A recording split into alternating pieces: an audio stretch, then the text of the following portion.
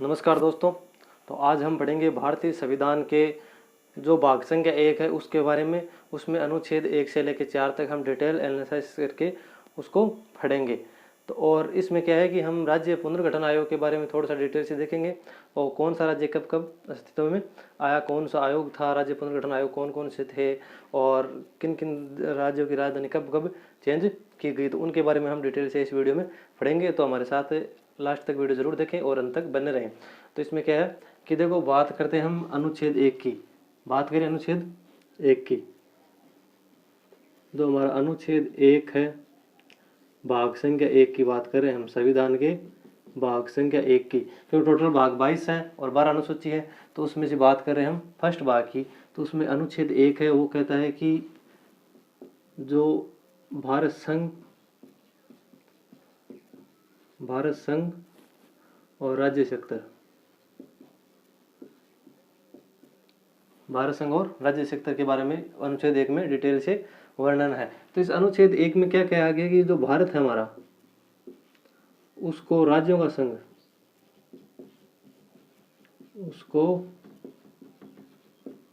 संघ, या इंडिया कहा गया है। दो नामों से इसको पुकारा गया है, एक तो राज्यों का संघ है और दूसरा इंडिया नाम से। किसको? भारत को, अनुच्छेद 1 के अंदर। बात करें हम वर्तमान की, तो देखो वर्तमान में 28 तो राज्य हैं और 8 संघ शासित प्रदेश है, केंद्र शासित प्रदेश है। पहले क्या थे? 2019 कौन सा? जम्मू कश्मीर राज्य पुनर्गठन अधिनियम।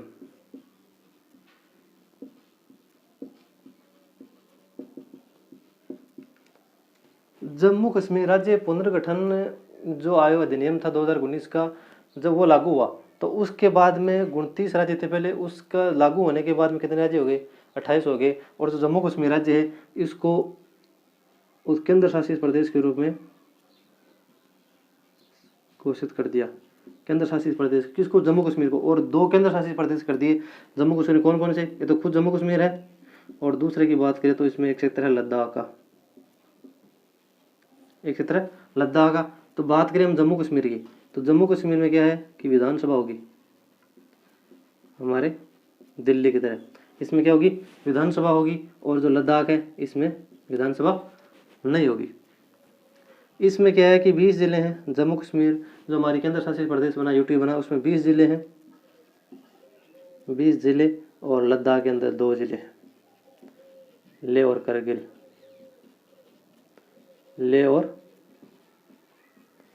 ये 2 जिले लद्दाख के अंदर, 20 जिले किसमें?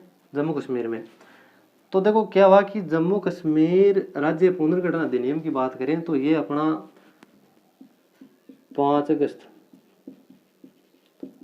2019 को राज्यसभा में पेश किया गया, पारित हो गया। वहां से राज्यसभा से पारित हो गया। कहां से? 5 अगस्त 2019 को राज्यसभा से। पेश किसने किया? अगर पेश की बात करें तो हमारे जो गृह मंत्री हैं अमित शाह, गृह मंत्री अमित शाह ने पेश किया राज्यसभा में 5 अगस्त 2019 को। और अगले ही दिन 6 अगस्त की बात करें हम, 6 अगस्त 2019 को ये लोकसभा में भी पारित हो गया, पास हो गया, लोकसभा में पास हो गया। बात करते हैं हम इसकी कि ये लोकसभा में पेश हो गया, राज्यसभा में पहले हो ही गया।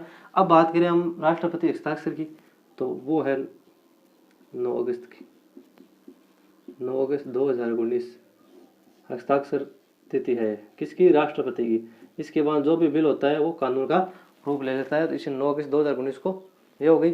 फिर बात करें प्रकाशन की, तो ये अपना राज्य कश्मीर राज्य पुनर्गठन अधिनियम था, इसके प्रकाशन की। तो इसके प्रकाशन की तिथि की बात करें तो ये प्रकाशन हो गया अपना 5 अक्टूबर 2019 की बात करते हैं।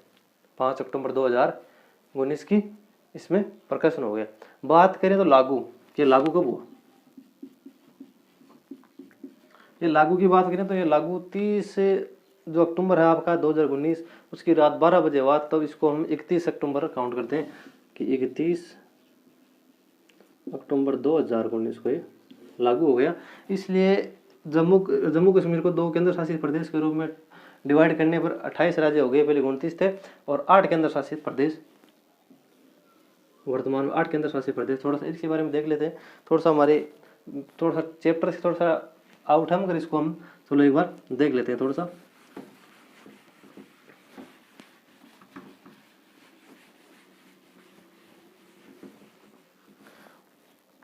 इसमें क्या है कि देखो 8 केंद्र शासित प्रदेश, पहले केंद्र शासित प्रदेश 7 थे, पहले केंद्र शासित प्रदेश 7 थे अपन के। फिर क्या हुआ, दो जम्मू कश्मीर को 2 केंद्र शासित प्रदेश बनाए गए, जम्मू कश्मीर और लद्दाख को, तो फिर 2 इसमें ऐड की, तो फिर इसमें हो गए 9 केंद्र शासित प्रदेश। फिर जो अपना दादर नगर हवेली, दादर नगर हवेली प्लस दमन दीव का विलय कर दिया गया, दमन दीव का विलय कर दिया गया। इन 2 केंद्र शासित प्रदेश को जब एक कर दिया गया तो फिर वापस कितने हो गए, इसको 2 को एक कर दिया तो फिर 8 केंद्र शासित प्रदेश ये हो गए। अब देखो दादर नगर हवेली की बात करें तो ये लोकसभा के अंदर पेश किया गया, पहले लोकसभा में पेश हुआ तो ये हुआ 27 नवंबर 2019 को, 27 नवंबर 2019 को। तो इसमें राज्यसभा की अगर बात करें हम कि 27 नवंबर 2019 को इसमें लोकसभा में तो इसको पेश कर दिया गया, पास हो गए। फिर राज्यसभा की बात करें तो इसमें 3 दिसंबर की बात है 2019 की। फिर देखो ये राज्यसभा में पास हो गया। फिर इसको लागू की बात करें तो लागू कब से हुआ, तो ये हो गया 26 जनवरी 2020 लागू हो गया, 26 जनवरी 2020 से लागू हो गया। थोड़ा सा इसके बारे में देख लेते हैं हम फिर अपने अनुच्छेद वो 1 से 4 तक पढ़ेंगे। दादर नगर हवेली की बात करें तो ये पुर्तगाल के अधीन थी, पहले किसके अधीन थी, पुर्तगाल के अधीन थी। ये दोनों केंद्र शासित प्रदेश हैं जो दोनों ही पुर्तगालियों के अधीन थे पहले। तो ये फिर 1954 के अंदर पुर्तगालियों से हमने मुक्त किया, 1954 के अंदर, और 1961 के अंदर ये भारत संघ में इसको सम्मिलित कर लिया गया। किसको, दादर नगर हवेली की बात करें। अगर बात करें दमन दीव की तो 1961 में इसको स्वतंत्र करा लिया गया पुर्तगालियों से 1961 के अंदर, और जब गोवा राज्य बना 1987 के अंदर तब ये केंद्र शासित प्रदेश का रूप ले लिया इसने, केंद्र शासित प्रदेश को घोषित कर दिया गया 1987 के अंदर। बात करें 1974 की जो संधि थी, उस संधि के तहत इस दमन दीव है उसको भारत के लिए इसका संप्रभुता घोषित कर दी गई। भाई इसके लिए पुर्तगालियों ने संप्रभुता घोषित कर दी गई 1974 संधि के तहत। चलो तो हम वापस अपने टॉपिक पे आते हैं। उसको क्या है, अनुच्छेद 1 हमने देखा, और हम बात करेंगे हम अनुच्छेद 2 की।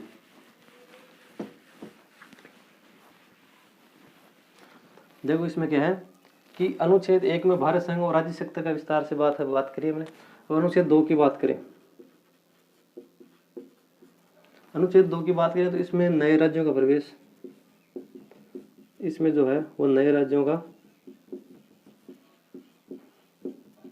प्रवेश और स्थापना की बात कही गई है कि जो नए राज्य हैं उसका प्रवेश और स्थापना।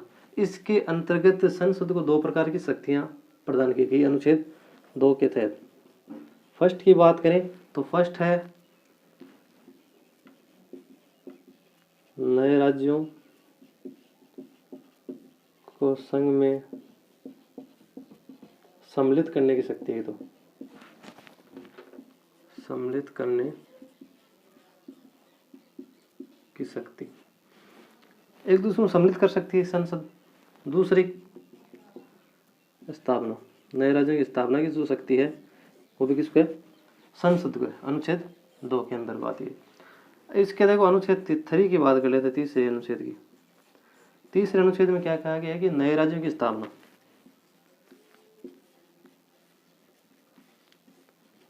नए राज्यों की स्थापना और उसके नाम और उसके जो राज्य है, अगर नाम चेंज, उसका नाम है, अगर उनको परिवर्तन कर रहे हैं नाम में, उसके नाम, सीमा और सेक्टर में परिवर्तन, अगर इनकी बात करें तो वो अनुच्छेद 3 के अकॉर्डिंग होगा, वो भी साधारण बहुमत से। साधारण बहुमत से इसमें क्या है कि जब अपनी संसद है उसमें साधारण बहुमत अगर पेश हो जाए, मिल जाए, तो ये क्या हो सकता है, इसमें नाम, सीमा और सेक्टर में परिवर्तन हो सकता है। हाँ, लेकिन याद रहे कि राष्ट्रपति की अनुशंसा के बिना क्या,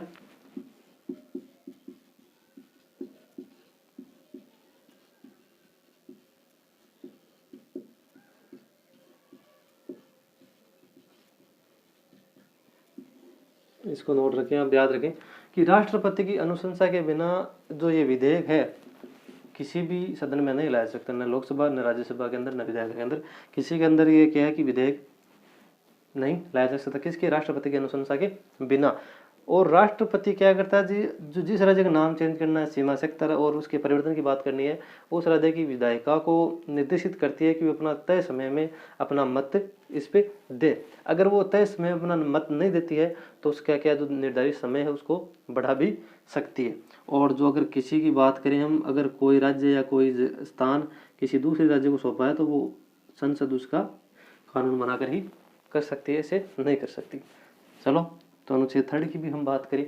बात करते हैं हम अनुच्छेद 4 की, इसको हम मिटा देते हैं।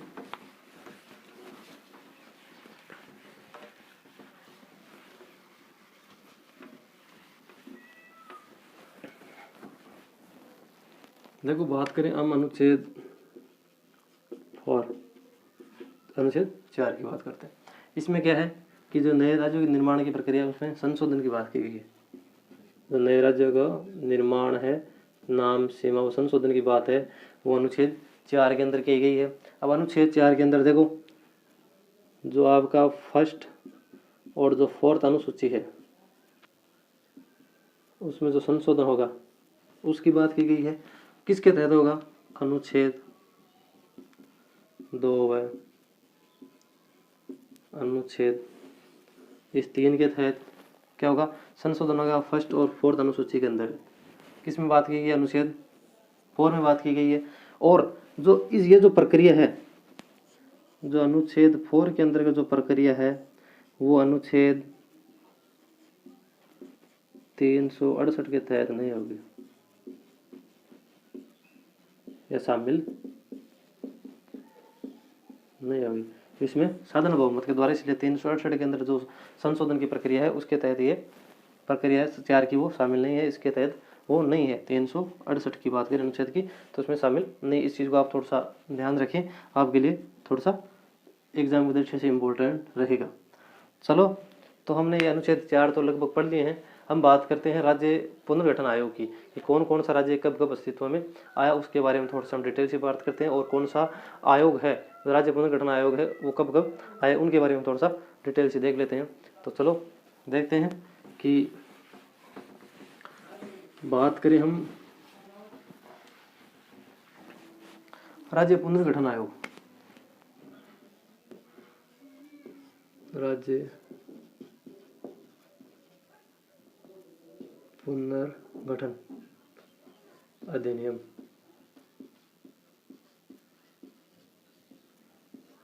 इसकी बात करते हैं। तो राज्य पुनर्गठन आयोग 1953 का जो अधिनियम था उसके अंदर की बात करते हैं। तो उस टाइम क्या था 1953 के अंतर्गत कि जो अपना संघ, वो राज्य थे भारत संघ के अंदर, वो 14 राज्य थे, 14 राज्य और 6 केंद्र शासित प्रदेश थे, केंद्र शासित प्रदेश थे और 14 राज्य थे। 14 राज्यों की अगर बात करें तो कौन कौन से थे वो देखो। 14 राज्य की बात करें तो उसमें आपका राजस्थान भी था, उत्तर प्रदेश भी था, आपका मध्य प्रदेश भी था, बिहार भी था, उड़ीसा भी था, पश्चिम बंगाल भी था, तमिलनाडु भी था, और आपका और आंध्र प्रदेश भी था, केरल भी था उसमें, और असम भी था आपका, और उसमें मद्रास भी था, मद्रास से तमिलनाडु के अंदर आ गया। और उसमें एक वो आपका क्या बोलते हैं उसको, जिस वो कर्नाटक का सेक्टर था उसमें वो जो मैसूर के नाम से था, हाँ सॉरी मैसूर के नाम से था, वो इसके अंडर आता था। और अपन की बात करें पंजाब आता था और जम्मू कश्मीर आता था, इसलिए 14 राज्य थे। और केंद्र शासित प्रदेश की बात करें तो इसमें आपका दिल्ली था, त्रिपुरा था, हिमाचल प्रदेश था, अंडमान निकोबार था, लक्षद्वीप था और आपकी दमन और दीव थे। ये क्या थे, केंद्र शासित प्रदेश के रूप में थे। बात करते हैं हम जो 1953 का जो अधिनियम था पुनर्गठन, उसके बारे में हम डिटेल से बात करते हैं। तो देखो 1953 1 अक्टूबर, ये आपको थोड़ा सा ध्यान रखना है। 1 अक्टूबर 1953, 1 अक्टूबर 1953 आंध्र प्रदेश भाषाई आधार पर पैदा राज्य था।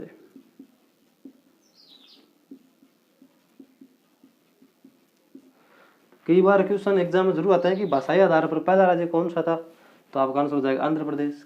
कब हुआ ये अलग, कब बना, 1 अक्टूबर 1953 को बना भाषाई आधार पर। बात करते हैं पोट्टी श्री रामालू, 56 दिन का जो अनशन किया है उन्होंने रामालू ने, उसका ये परिणाम है, इसको अलग राज्य का दर्जा मिला रामालू 56 दिन के अनशन के तहत। बात करें तो इसमें अगले की, तो अगला था 1960 के अंदर गुजरात, कौन सा था, गुजरात था। बात करें 1963 की तो नागालैंड, 1963 के अंदर नागालैंड बना। बात करें 1966 की तो 1966 के अंदर अपना हरियाणा बना। 1966 की अगर बात करें, 1900 अगर हम बात करें 71 की तो आपका बना कौन सा है वो, हिमाचल प्रदेश।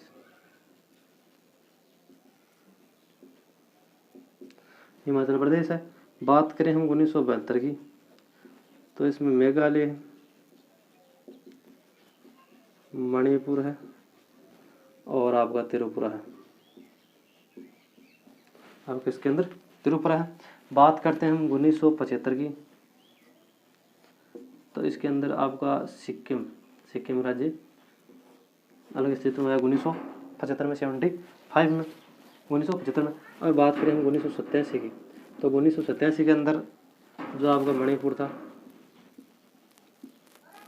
आपका गोवा था और आपका अरुणाचल प्रदेश था।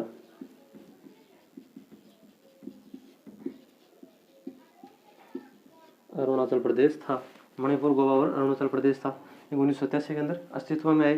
फिर बात करते हैं हम 2000 की तो 1 नवंबर 2000 की बात करें तो आपका आ गया था वो छत्तीसगढ़ आ गया।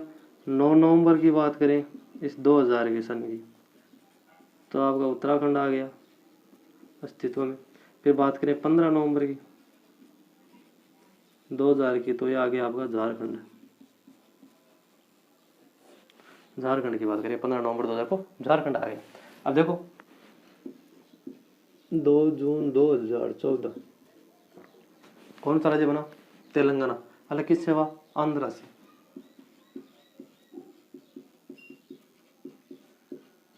तेलंगाना कौन सी समिति के आधार पर,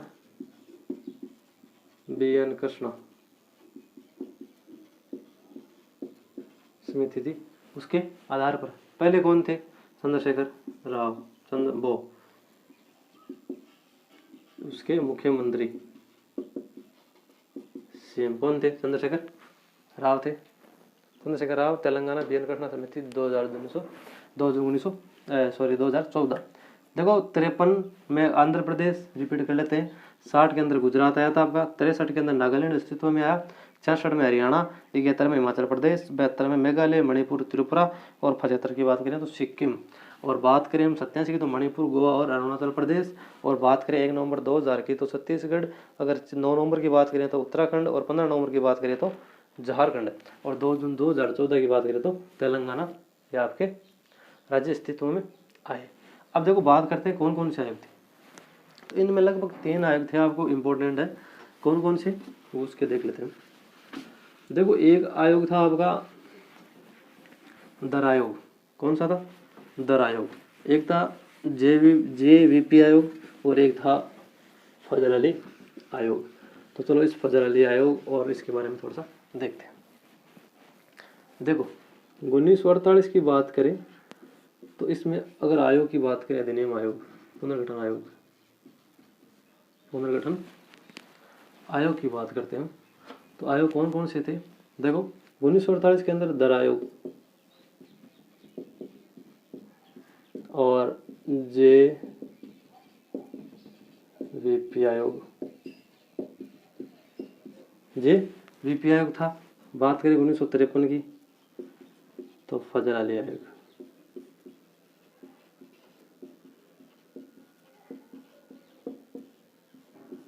फजल अली आयोग केंद्र सरकार ने फजल अली आयोग था 1953 का, उसमें थोड़े से कुछ चेंजिंग परिवर्तन करके इसको अपना लिया गया था और इसके आधार पर राज्य पुनर्गठन आयोग वो पुनर्गठन अधिनियम पारित कर दिया गया था। किसके आधार पर? 1953 का फजल अली आयोग। इसमें यही कहा गया कि जो भाषाई आधार पर है वो थोड़ा सा सही है आपका और सही नहीं है, और आपका इसमें क्या है कि जो प्रशासनिक है, वित्तीय स्तर पर, आर्थिक स्तर पर उसको सही ठहरा है कि अगर अलग होता है स्टेट तो उसके विकास में भागीदार बहुत ज़्यादा रहेगा। तो फजल अली आयोग 1953 और 1948 दर आयोग और JVP आयोग की इसमें बात की गई।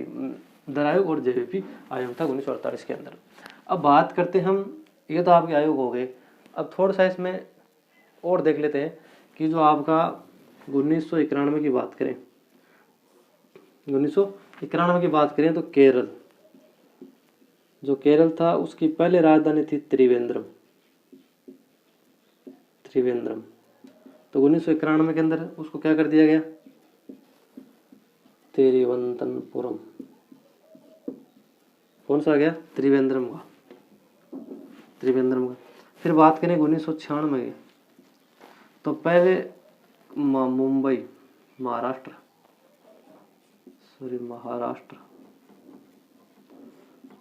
की पहले बम्बई थी, तो इसको क्या कर दिया गया? मुंबई कर दिया गया।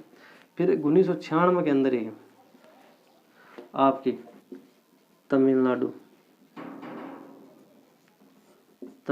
की आपकी वो क्या थी? मद्रास थी। तो क्या कर दिया गया? इसको नाम इसका परिवर्तन करके चेन्नई कर दिया गया। फिर बात करें 2001 की,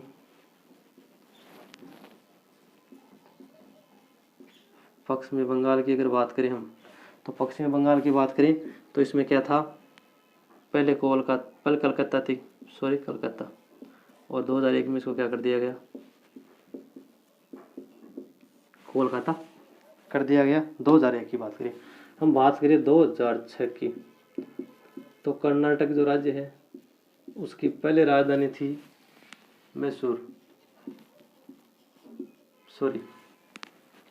उसकी वो पहले राजधानी थी आपकी